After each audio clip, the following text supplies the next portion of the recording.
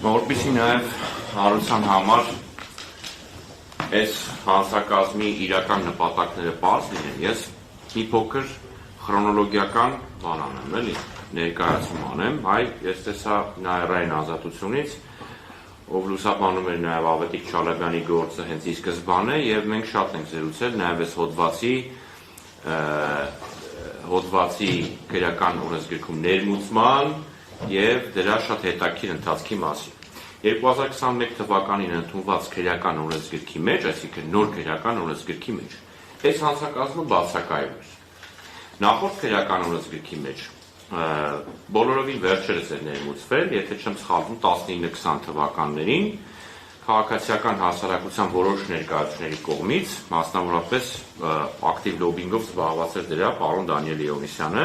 163-րդ հոդվածի շրջանակներում նյութապես շահագրգռել է հավաքներին մասնակցելու նպատակով։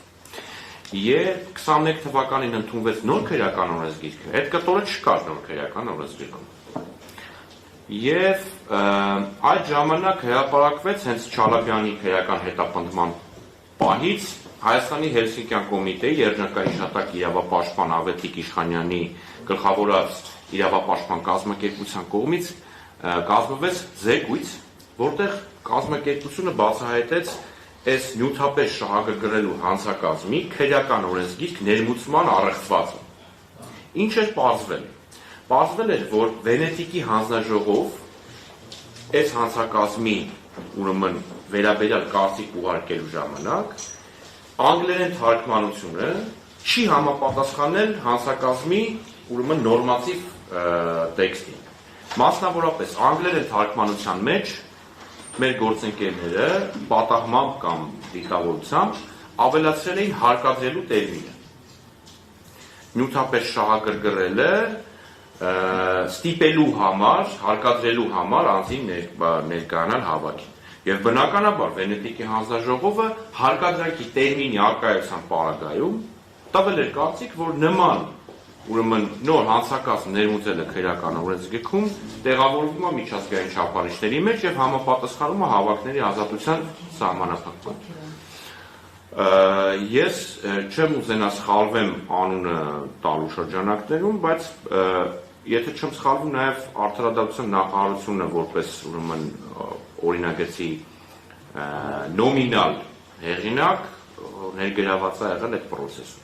Բայց թարգմանության մասով ես գիտեմ, որ էլի ինչ-որ իրավապաշտպան կազմակերպություններ են։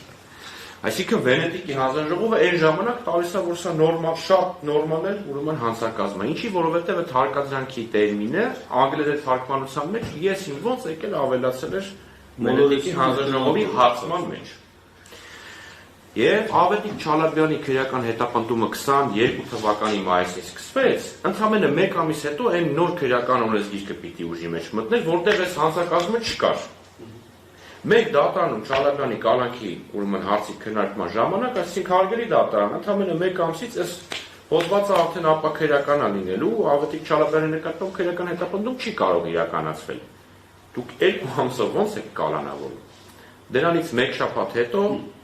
հրատապ կարգով ազգային ժողովում քաղաքացիական պայմանագիր այն ժամանակ այդ քաղաքացիական պայմանագիր ուրեմն ֆրակցիան բերեց օրինագիծ, որով ավելացնում էին կամ էլի արդարադատ նախ, որով էլի ավելացնում էին այս նյութապես շահագրգռելու հանձնակազմը, որպեսզի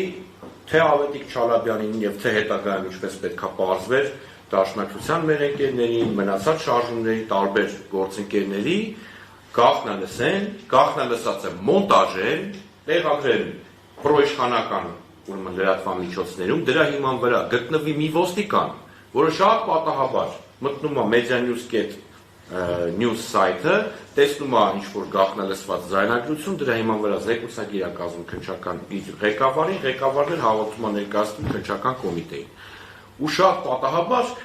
անպայման այդ գաղտնալսման մասնակիցը լինում է անդիմադիր